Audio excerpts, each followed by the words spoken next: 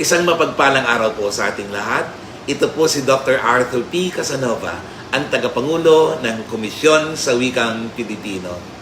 Maraming salamat po at makiisa po kayo sa pagdiriwang ng buwan ng wika. Malayo na ang narating ng pagpapalawak at pagpapalaganap ng ating wikang pambansang Pilipino.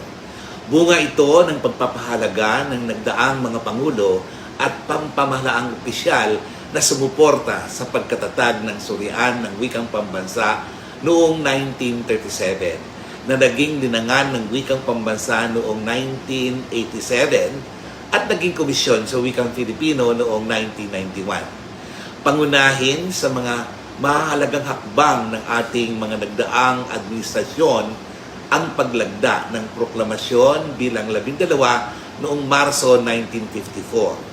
Nakasaad sa naturang proklamasyon na ang pagdiriwang ng Linggo ng Wika ay tuwing ika-29 ng Marso hanggang ika-4 ng Abril na isinakatuparan bilang pag-alaala sa kaarawan ng sisne ng Panginay na si Francisco Balagtas at sinundan iyon ng proklamasyon bilang 186 na nilagdaan noong ika-23 ng Setyembre 1955.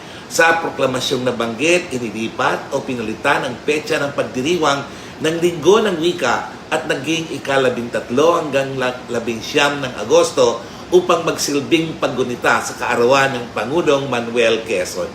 Pagkaraan nito, lumabas naman ang proklamasyon bilang 1041 noong Hulyo 1997. Nakasaad sa proklamasyon na ito na nilagdaan ni Presidente Fidel V. Ramos na ang pagdiriwang ng buwan ng wikang pambansa ay gaganapin tuwing buwan ng Agosto.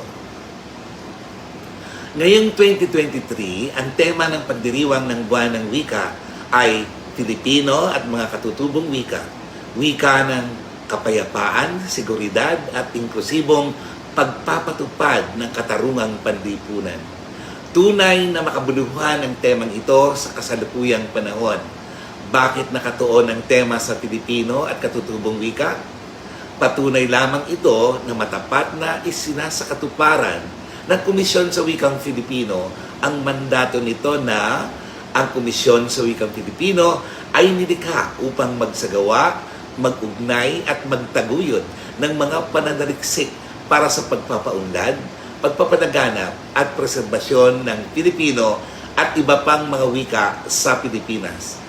Mahalagang bigyang diin na hindi lamang ang wikang pambansang Filipino ang ating nililinang kundi maging ang iba't ibang katutubong wika sa ating bansa.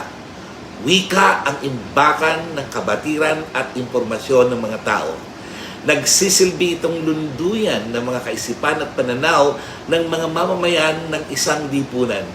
Dahil multikultural at multilingual ang mga Pilipino, napadadali ang paghahatid at pagbabahagi ng mga pananaw, prinsipyo at opinyon hinggil sa mga kalagayang panlipunan. Kaugnay nito, mahalaga ang papel na ginagampanan ng wika sa mga usaping pangkapayapaan at panseguridad.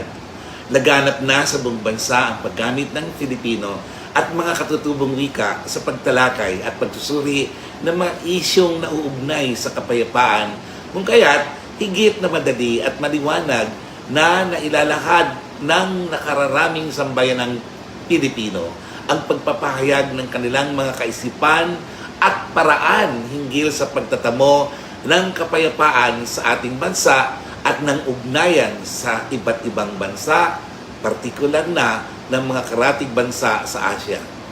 Binibigyang halaga at diin sa kasalukuyan ang inklusibong pagpapatupad ng katarungang panlipunan. Lahat ng mga mamamayang Pilipinong nabibilang sa iba't ibang pamayanang kultural ay may sari-sariling wika at kultura na ginagamit nila sa kanilang pakikipagtalastasan. Matagal ng panahon sa ating kasaysayan ang usaping katarungang panlipunan. Sinagkaan ang kawalan ng hustisya sa iba't ibang yugto ng kasaysayan ng Pilipinas.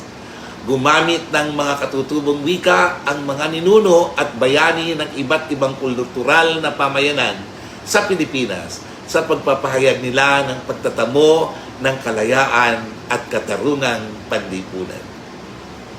Sa kasalukuyan, isinusulong ng iba't ibang kultural na pamayanang may kani-kanilang wika ang pagpapahayag ng kanilang damdamin at paraan hinggil sa katarungang panlipunan.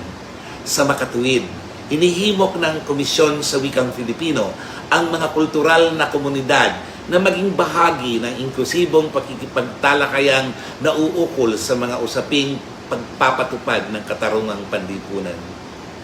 Hinihikayat ng KWF ang bawat mamamayang Pilipino na nabibilang sa iba't ibang kultural na komunidad na makiisa at makibahagi sa pagsusuri ng mga isyong nauugnay sa tema ng Buwan ng Wika 2023. Isang makahulugan at makabuluhang pagdiriwang ng Buwan ng Wika 2023.